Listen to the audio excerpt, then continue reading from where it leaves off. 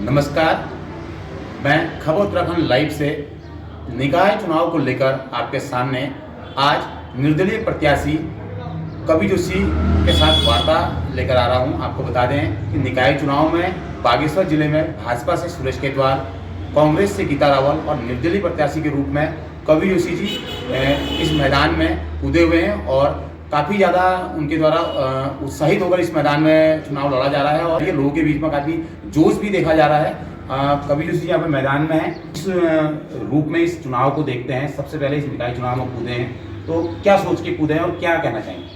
सर्वप्रथम नमस्कार। आप सभी आपके चैनल के जितने भी दर्शक हैं उनका मैं अभिनंदन करता हूं। और जैसे कि आप सभी को पता ही है कि नगर पालिका चुनाव की जो वोटिंग है 23 जनवरी को होनी है, तो उसी के तहत अब लास्ट 2 दिन बचे हैं चुनाव प्रचार के।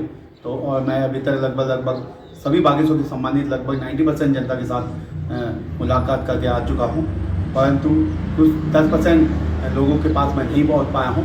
उसके लिए मैं माफ़ी मांगता हूं, मगर मैं उन लोग पर पूर्ण विश्वास दिलाना चाहूँगा कि मैं पूरे 5 साल उन लोगों के ज़मीनी मुद्दों पर काम और संघर्ष करते रहूँगा और उनके साथ रहूँगा। और मैं कोशिश करूँगा कि मैं 2 दिन जो बचे हैं उनमें उन 10% लोगों के पास पहुँच जाऊँ जो लोग जिन लोगों के घर और जिनके लोगों के दरबार में अभी तक मैं नहीं पहुँच पाया हूँ। मगर और जहाँ की बात रही हमारी जो लड़ाई है, हमारी लड़ाई उस भ्रष्ट जो पूर्व की भ्रष्ट जो वहाँ पर सरकार रही है, जो वहाँ पर अध्यक्ष रहे हैं, उनकी पूरी कम लोग रहे हैं, तो उन लोगों के साथ जो भ्रष्टाचार किया है उस पर प्रतिबंध लगाना हमारा सबसे पहला मकसद है। और उस भ्रष्टाचार पे हम सबसे बड़ी चोट करने जाएंगे और हम जीत के आ गए हैं। अगर आते हैं तो मैं आपको विश्वास दिलाना चाहता हूँ 365 दिन गुना आपके पूरे 5 साल मैं आपके साथ रहूँगा। हो सकता है कुछ दिन मैं अपने परिवार के साथ रहूँ, मगर मैं अधिकतर 90% समय जनता के बीच में रहूँगा। ये मैं आपको विश्वास दिलाना चाहता हूँ कि मैं सिर्फ आप लोग की सेवा करना चाहता हूँ और मेरा राजनीति में आने का भी यही मकसद था।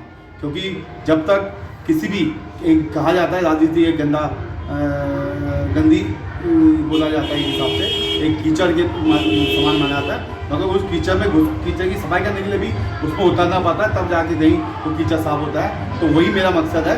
मैं तभी इस राजनीति में आया हूँ। मैं अपने लोगों की सेवा करना चाहता हूँ।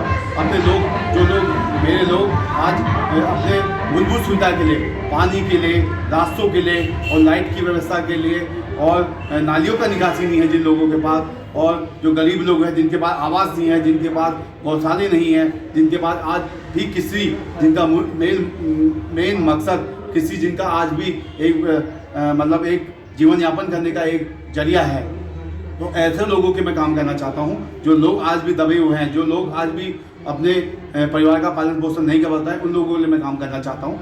यही मेरा मकसद है और मैं इसी के तहत मैंने अपने जो वादे किए हैं, सर्वप्रथम बागेश्वर में जितनी भी आपकी आवारा गाय और जो बंदर हैं उनको उन सब से निजात दिलाना मेरी पहली प्राथमिकता है। उसके बाद गैस की होम टू होम डिलीवरी करने का हमने जो वादा किया है, हम उसको भी अपने संकल्पों को 3 महीने के अंदर पूरा करेंगे और सभी बागेश्वर नगर के लोगों के पास होम डिलीवरी सिलेंडर की पहुँचेगी। और साथ साथ हमने ये बोला है जो टुक है उसमें महिलाओं के लिए निःशुल्क यात्रा हमने अपने प्रस्ताव में बोला गया है। और जो नए टुक में जो चालक होंगे उसमें भी हम महिलाओं को उसमें प्रेरित करना चाहेंगे कि महिलाएं उसमें रोजगार के लिए उसको अपनाएं। और साथ साथ सर्वप्रथम हमने ही 2 मिनी सिटी बस बागेश्वर नगर में चलाने का वादा किया है, क्योंकि कुछ ऐसे क्षेत्र हैं जैसे पीडब्ल्यूडी हो गया, आपको जोगोरी रो हो गया और दांगर हो गया और ऊपर चंडीगढ़ हो गया, नीलेश्वर हो गया और आपका बिलौना हो गया और लास्ट बिलौना का टॉप है जहाँ आरटीओ ऑफिस है, वहाँ तक हमारी नगर पालिका आती है।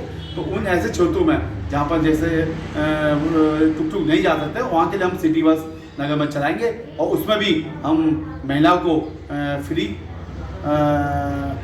सवारी का हमने अपना प्रस्ताव रखा है और हम ये करके दिखाएंगे।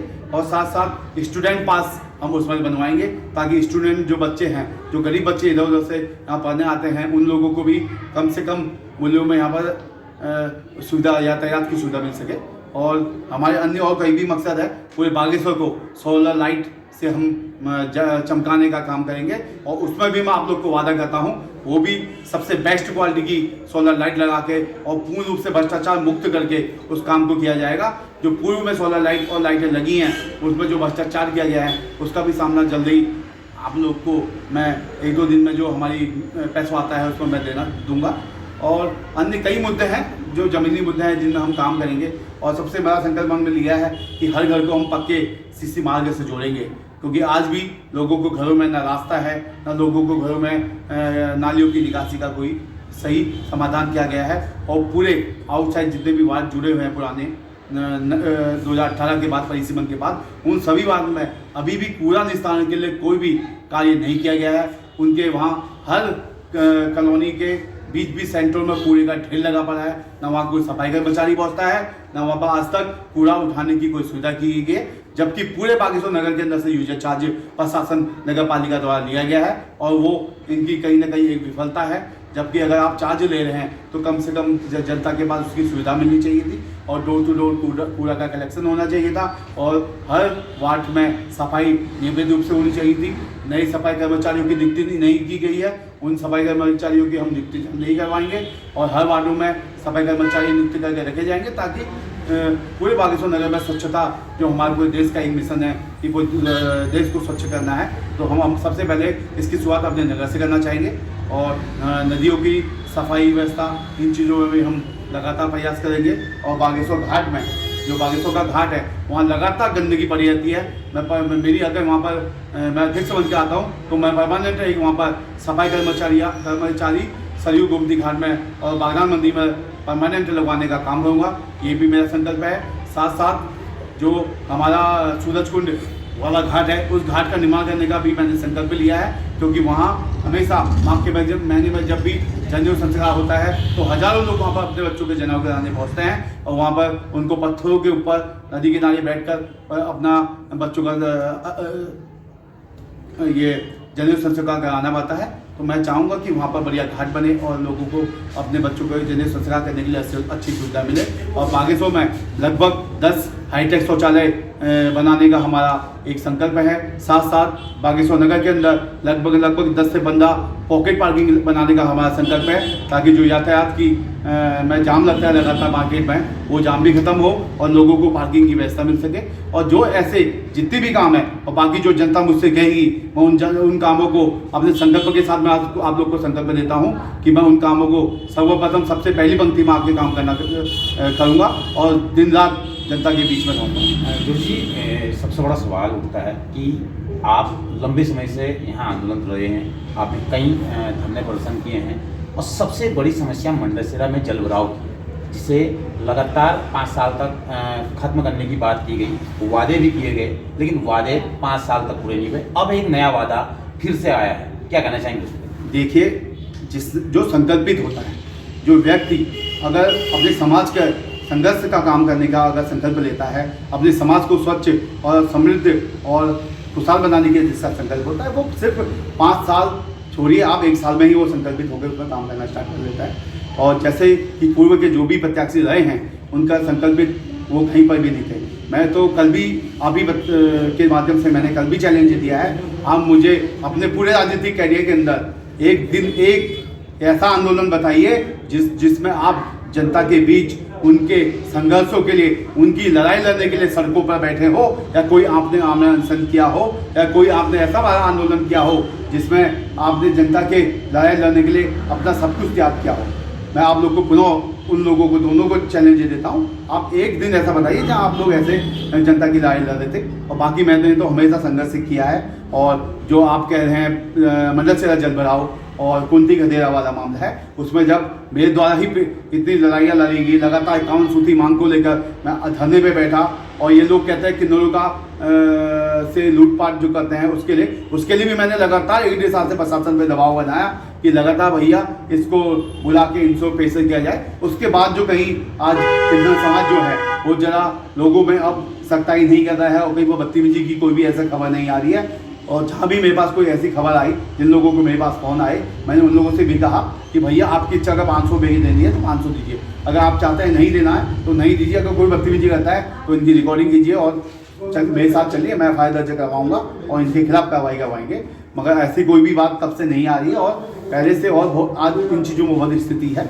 और जहाँ बात करें आप कुंती गदेरा और बरसाती नाले के उस वाले में, उसमें और दुमाल गदेरा है, उसमें भी टेंडर और की प्रक्रिया करने के लिए पूरे DPR बन के शासन को जा चुकी है और जल्द ही 1 या 2 महीने के अंदर वहाँ पर कार्यक्रम स्टार्ट हो जाएगा। क्योंकि प्रशासन ने मुझे पिछले 3 महीने, जब मैं 5 सितंबर को बैठा था अनशन में, तो 3 महीने का टाइम दिया था और 3 महीने में उन्होंने कार्रवाई करी है। ऐसा नहीं है प्रशासन खोया हुआ है, उसके बाद पूर्ण रूप से प्रशासन जाग करके काम कर रहा है। क्योंकि सबसे पहली बात है, प्रशासन को जगाने वाला चाहिए, उनको एक लड़ने वाला चाहिए जो लोग उनको जगाए डॉक्टर आने पे, और ऐसी आदमी की आज जरूरत है। और बाकी पूर्व के दोनों जितने वो हैं, ये तो सिर्फ सत्ता पाने के लिए अपने इलेक्शन लड़ रहे हैं, उसके बाद जीतने के बाद इनको जनता से कोई वास्ता नहीं रहता है और ये अपनी ही जो नगर पालिका की चेयर है उनको तोड़ने का काम करते हैं। और जनता के बीच कोई भी कहते हैं कि इन लोगों ने वोट दे दिया, यहाँ हमने काम नहीं करा, कई इस प्रकार के इनके घोघों से चलते रहता है। क्योंकि संघर्ष करने वाला आदमी हमेशा सड़कों पे रहता है। मैं आज वादा करता हूँ पूरे 5 साल में जनता के बीच रहूँगा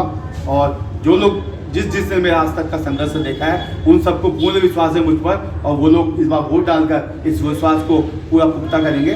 बस यही है मेरा। नगर पालिका का एक सवाल और आपसे, नगर पालिका का मुख्य कार्य कूड़ा उठाना, कूड़े से निजात दिलाना, नालियों का निर्माण कराना, रास्तों का निर्माण कराना, लेकिन विगत कुछ 5 सालों में अंदर मैंने देखा कि बागेश्वर नगर क्षेत्र में केवल बाजारी क्षेत्र में जो काम हुए उसी को ही विकास की बात कही गई है।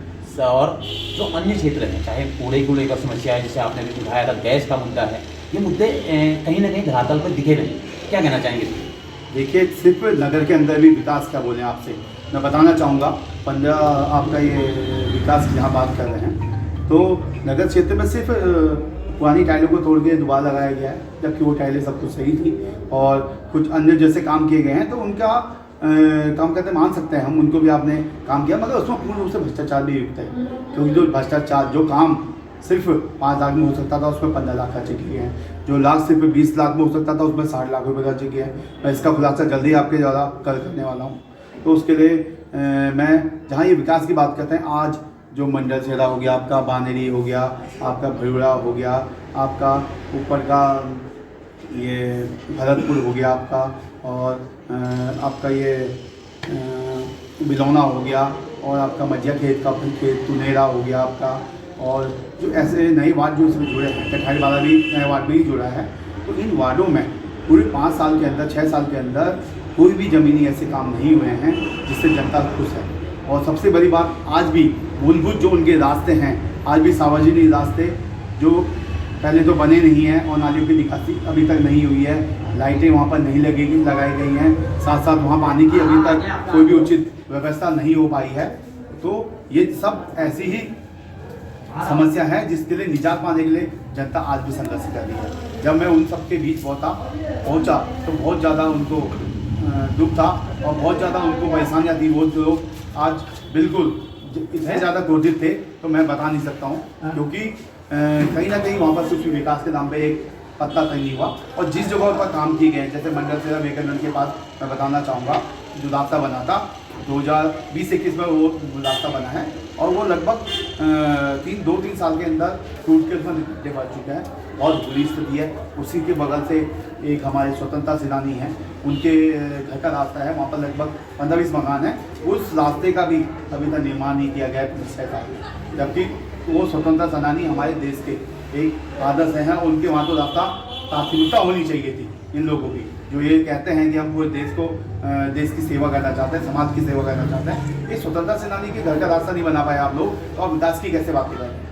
एक बड़ा सवाल है, हमारे द्वारा अखबारों में भी इसको लगातार उठाया जाता था, मीडिया में भी उठाया जाता था। जो नगर पालिका के द्वारा शौचालयों का निर्माण किया गया, उस सारे के सारे शौचालय नदी किनारे बना दिए गए। हाल ही में एक बागनाथ मंदिर के सामने बना दिया गया था, जिसका विरोध भी काफ़ी ज़्यादा हुआ था, लेकिन फिर भी इसको बायो टॉयलेट कह के फिर से बना दिया गया, जबकि अब उसका वेस्ट पूरा नदी में जाता है। क्या कहना चाहेंगे सिविल लाइन और इनको लेकर, क्योंकि जो ये टॉयलेट हैं सारी जगह नदी में जा रही है, क्या इसमें बदलाव लाने का प्रयास आप करेंगे? देखिए, अगर मैंने जब ये मामला सामने आया था, आपको पता होगा, आपके ही माध्यम से मैंने इसके खिलाफ आवाज़ उठाई थी। और मैं प्रशासन से भी इसको लिखित रूप से प्रशासन को एक ज्ञापन दिया था कि नदी किनारे जो मंदिर के नीचे टॉयलेट बन रहे हैं, जो नदी किनारे बन रहे हैं, इनकी अगर निकासी नदी में की जा रही है तो तत्काल इसको रोका जाए और तत्काल इसको बंद किया जाए। तो तत्काल उनके द्वारा ये हमको लिखित दिया गया है कि ये बायोमेट्रिक शौचालय हैं और इनमें ये जो वेस्ट है वो नदी में नहीं जाएगा। तो फिर उसके बाद तो हमने प्रशासन ने जब ये चीज़ लिख के दी है तो हमने उसके बाद उसमें विरोध नहीं किया, क्योंकि जब उन्होंने कहा कि बायोमेट्रिक है तो मैंने कहा सही है। अगर भविष्य में मेरे बनने के बाद अगर मुझे लगा कि ये इसका निकासी नदियों पे है तो उनको मैं या बंद करूँगा या फिर ऐसे शौचालय लगाने की कोशिश करूँगा वहाँ पर जो कि पूर्ण रूप से बायोमेट्रिक हो और कहीं भी कोई भी गंदा पानी, कोई भी गंदी चीज़ नदी में ना पहुँचे, क्योंकि हमारा पहला संकल्प है कि स्वच्छ भारत के साथ साथ नदियों का भी हमने संरक्षण करना है, क्योंकि उसी पानी को हमने पीना है, उसी पानी को हमने यूज करना है। और सबसे बड़ा संकल्प हमारा एक चीज़ मैं भूल गया था, बागेश्वर की सरयू गोमती इतनी बड़ी नदियाँ होने के बावजूद आज बागेश्वर के लोग आज भी प्यासे हैं। मैं आज संकल्प लेता हूँ, मैंने पहले भी अपने संकल्प पत्र में लिखा हुआ है, मैं कम से कम 5 से 10 पंप योजना नहीं लेके आऊँगा। मैं सरकार से लड़ना पड़े, मुझे किसी से लड़ना पड़े, मैं यहाँ योजना लेकर आऊँगा और जनता के बीच हर घर में पानी पहुँचाने का जो मेरा संकल्प है मैं वो भी अपना संकल्प पूरा करूँगा। अच्छा जी, तो बागेश्वर के निकाय चुनाव में ये थे निर्दलीय प्रत्याशी कवि जोशी, जो पूरी तरह से अपना जोश और दमखम के साथ मैदान में उतर रहे हैं और अपने जो वादे हैं वो जनता को बता रहे हैं और अपने उन वादों को पूरा करने के लिए अपने तरीके भी सुझाव दे रहे हैं। बागेश्वर से जगदीश उपाध्याय, खबर उत्तराखंड लाइव।